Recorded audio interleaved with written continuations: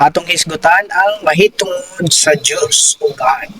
So, kung maghisgot ta in relation to God, dunay mga pito ka mga butang nga atong pagahisgutan niini.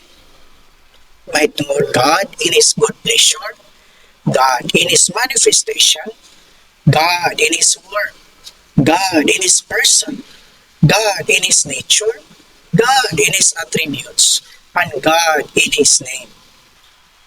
Ang una natong hisgutan may tungod in relation to God sa iyahang in His good pleasure.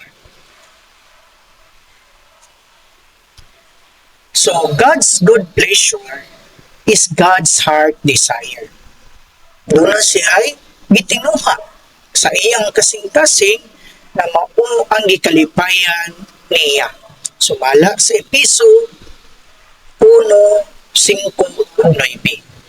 Kung sa may gikalipayan niya sa iyahang kasing-kasing, dunay 5 ka mga butang mahitungod niini. Una, to have many sons. Sumala sa Romans 8:14-15 and 29. Romans 1:14, Romans 8:29, Hebrews 2:10, and Revelation 21:7. Ikadua, for the expression of His Son.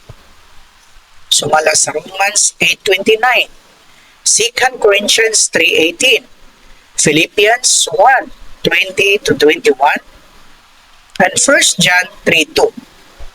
Ikatulo, that He may be expressed in the Son through the Spirit. Sumala sa Ephesians 3:19-16.